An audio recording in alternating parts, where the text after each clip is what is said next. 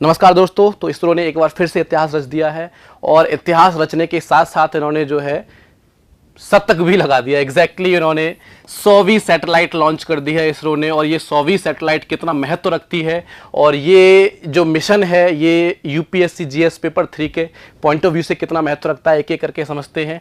क्या है इसमें, कौन सी सैटेलाइट लॉन्च की गई है, एक एक करके समझते हैं। मेरा नाम है आशु यादव, उत्कृष्ट क्लासेस में आप सभी का स्वागत है। तो जब से इसरो बना है तब से लगातार विकास करता आया है और इसका पुनर्गठन जो है वो 1969 मतलब 1969 में किया गया था। लगातार ये तरक्की करता आ रहा है, लगातार अपनी छाप छोड़ता जा रहा है दुनिया देश के कम्युनिटी में। जैसे जितनी स्पेस कम्युनिटी है सब में अपनी अलग छाप छोड़ रहा है अपना भारत देश।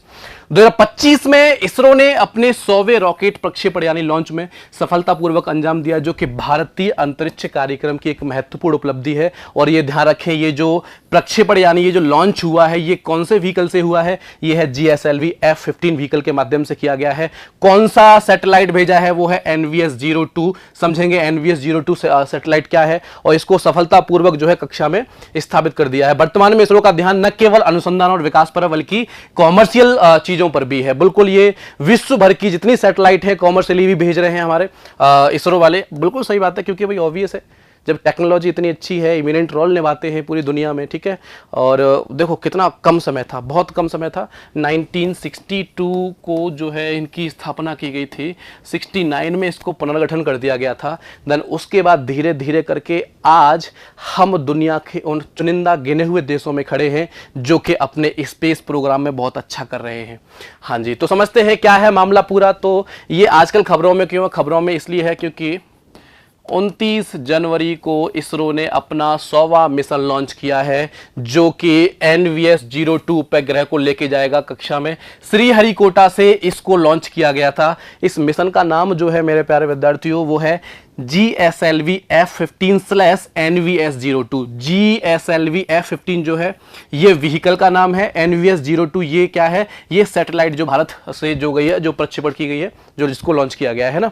अच्छा, ये लॉन्च कहां से हुआ है? श्रीहरिकोटा से लॉन्च हुआ है, जिसका सतीश धवन अंतरिक्ष केंद्र इसका नाम है, ठीक है। GSLV F-15 जैसे अभी देखा था हमने, नाविक श्रृंखला का ये सेकेंड जनरेशन का है, ये सेकेंड जनरेशन की सैटेलाइट है। ये जियो सिंक्रोनाइज ट्रांसफर ऑर्बिट में मतलब GTO में इसको जो है लॉन्च किया गया है। श्रीहरिकोटा से 100वीं लॉन्चिंग हुई है ये। और इसमें कुल 548 उपग्रह लॉन्च किए हैं। 120 टन इसका वजन था। और SPS और प्रतिबंधित सेवाएं RS जैसी सैटेलाइट को ये बेहतर या उन जैसी सेवाओं को ये बेहतर करने के लिए ये इसका मेन पर्पज जो था वो इसलिए इसको लॉन्च किया गया। नाविक सटीकता क्या है? सटीकता 20 मीटर से कम, समय 40 नैनोसेकंड से।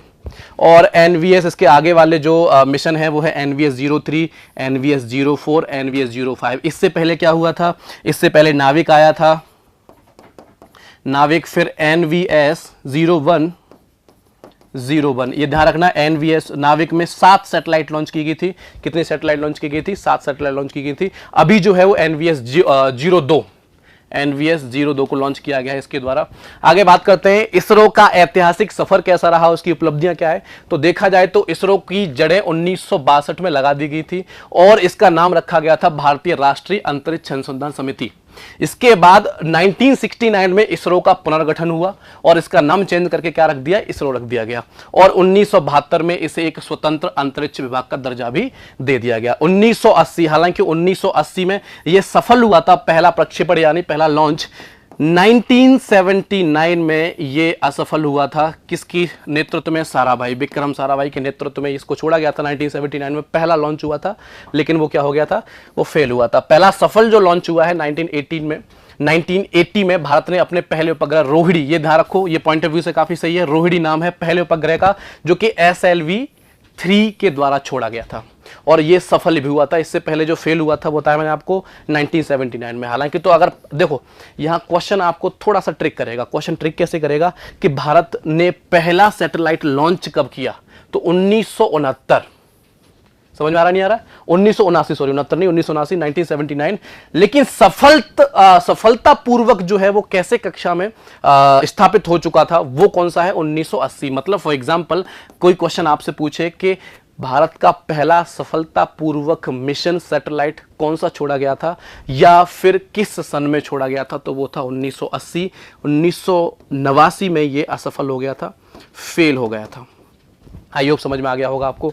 आगे जो क्या क्या इसकी मुख्य उपलब्धियां क्या क्या है इसरो की, तो चंद्रयान मिशन इसरो ने अब तक चंद्रयान फर्स्ट 2008, चंद्रयान 2 2019 और चंद्रयान 3 2022 को लॉन्च किया है, जो कि इसके महत्वपूर्ण मिशन हैं। मंगलयान मिशन 2013 में मंगलयान, जो कि मार्स ऑर्बिटर मिशन के नाम से भी जाना जाता है, जिसका सफलतापूर्वक जो है प्रक्षेपण किया गया था। यह विश्व का पहला ऐसा मिशन था जो कि केवल एक प्रयास में ही सफल हुआ था। कौन सा था वो? Mars orbiter mission. अच्छा, सौर मिशन 2023 में इसरो ने आदित्य L1 नाम से लॉन्च किया था, जो सौर अनुसंधान मतलब सोलर रिसर्च के लिए जो है समर्पित है। अगला है गगनयान मिशन, भारत का पहला मानव अंतरिक्ष मिशन 2025 में लॉन्च होने की संभावना है। आगे देखते हैं। और ये कॉमर्शियली तो ये विदेश की जो है या बाहर की किसी भी एजेंसी की सैटेलाइट को ये करते ही रहते हैं लॉन्च। अच्छा, समझ लेते हैं इसरो के जो व्हीकल्स हैं, इसरो के जो व्हीकल्स हैं जो कि सैटेलाइट को पहुंचाते हैं आपके ऑर्बिट में, सैटेलाइट को ऊपर तक पहुंचाते हैं, वो व्हीकल्स क्या क्या है तो समझते हैं। सबसे पहला व्हीकल जो है इसरो का वो है SLV, सैटेलाइट लॉन्च व्हीकल। पहला भारतीय प्रक्षेपण जो कि इंडिजीनियसली बनाया गया था। 40 किलोग्राम इसका वजन है, 40 किलोग्राम ये पेलोड ले जा सकता है, ले जाने में सक्षम है। उसके बाद आया था क्या? एडवांस सैटेलाइट लॉन्च व्हीकल, इसे हम क्या बोल देते हैं? ऑगमेंटेड भी बोल देते हैं, ठीक है ना। इसमें क्या था देखो, ये SLV जो हमारा पहला था, SLV ये दिशा भटक सकता था, लेकिन अभी एडवांस में क्या है, ये दिशा बिल्कुल नहीं भटकेगा। अगर किसी भी कंडीशन में दिशा भटकता है ASLV तो उसको वहीं डिस्ट्रॉय करने की क्षमता रखता है। प्लस इससे एडवांस्ड है, इसका मतलब 150 किलोग्राम तक का इसका पेलोड हो सकता है। इसके बाद जो अगला आया है PSLV जो है, अच्छा इसकी बात करें तो सबसे पहले PSLV की बात करें तो ये जो है 1994, ये 1987 और ये 1980 है ना। तो 1994 में PSLV यानी ये एक मार्क्ड ईयर है, मतलब ये बहुत हाईलाइटेड ईयर है जिसमें हमने PSLV को लॉन्च किया, पोलर सैटेलाइट लॉन्च व्हीकल। इसकी जो पेलोड क्षमता है वो है 2000 किलोग्राम तक के उपग्रहों को ये कक्षा में स्थापित करने का दम रखता है, पृथ्वी के निचली मतलब लोअर ऑर्बिट में, ठीक है। आगे बात करेंगे तो GSLV है। GSLV को हम जो है फैट बॉय भी बोलते हैं। GSLV को क्या बोलते हैं भाई? फैट बॉय भी बोल देते हैं। और फैट बॉय जो है ये 2001 में इसको लॉन्च किया गया था। फैट बॉय को 2001 में लॉन्च किया गया था। इसकी जो फुल फॉर्म है आप देख सकते हो, जियो सिंक्रोनाइज सैटेलाइट लॉन्च व्हीकल है। और ये जो है भारी उपग्रहों को कक्षा में स्थापित करने में सक्षम होता है। अच्छा, इसके बाद है LVM-3। हालांकि GSLV की अगर बात करें तो इसके भी 3 पार्ट थे। कितने पार्ट थे? 3, जिसमें से mark first, second and third. तो मार्क थर्ड जो है ये इसी को हमने नाम चेंज करके कर दिया है LVM-3, जो कि कितना पे लोड ले जाने में सक्षम है? 8500 किलोग्राम तक का पे लोड ले जाने में सक्षम है। और गगनयान जैसे मिशंस के लिए हम इसका उपयोग करने वाले हैं। आई होप आपको समझ में आ रहा होगा। SSLV जो है स्मॉल सैटेलाइट लॉन्च व्हीकल, ये छोटे उपग्रह को जो कि कॉमर्शियली यूज होते हैं किसी दूसरे देश या किसी दूसरे एजेंसी के लिए, उसके लिए हम यूज करते हैं इसे। आई होप समझ में आ गया होगा। 100वें प्रक्षेपण का क्या महत्व है तो सबसे पहली बात करें तो तकनीकी क्षमता का प्रदर्शन है इसमें, मतलब ये एक अलग ही छाप छोड़ रहा है भाई। 100 मिशन बहुत बड़ी बात होती है। कहाँ बहुत छोटी सी जगह से स्टार्ट किया था, आपने देखी होगी इमेज, जहां जो है बैलगाड़ी के ऊपर सैटेलाइट रख के ले जा रहे हैं। कितना जो है कैसे स्टार्ट किया और आके कहाँ पहुंचा है हमारा भारत, कहाँ इसरो लेके पहुंचा है इसको, है ना। अब इसी के ऊपर जो है जो अभी वी नारायण साहब जो है इसरो के चेयरमैन, उन्होंने सल्यूट किया है। किन्हें उन्होंने सल्यूट किया है? जो भी इसके कहाँ गया यार ये, चलो छोड़ो, ठीक है। इन्होंने सल्यूट उन लोगों को सल्यूट किया जिन्होंने इसरो को स्थापित किया, जिन्होंने इसरो में अपना महत्वपूर्ण योगदान दिया। तो बिल्कुल सही बात है, क्योंकि भाई इसरो आज कहां पहुंच चुका है। अच्छा, नवाचार, इनोवेशंस और आत्मनिर्भरता की बात करें तो भारत ने खुद के विकसित क्रायोजेनिक इंजन, अच्छा क्रायोजेनिक इंजन की बात करें तो उसमें जो है लिक्विड हाइड्रोजन और लिक्विड ऑक्सीजन होती है, जो कि स्टार्टिंग में सबसे पहले जो है हमने कहां से बोरो किया था इसको? स्टार्टिंग में हमसे रसिया से बोरो किया था हमने इसको, लेकिन अभी जो है हम इसे इंडिजीनियसली बना रहे हैं। और 11वीं सफल उड़ान पूरी की है उसने। कौन सी सफल उड़ान पूरी की है? 11वीं सफल उड़ान पूरी की है। अन्य देशों के लिए विश्वसनीयता है, क्योंकि इसरो ने अब तक 548 मतलब इस मिशन में 548 उपग्रह जो है वो लॉन्च किए, जिनमें से 433 जो है फॉरेन कंट्री या विदेशी उपग्रह भी हैं।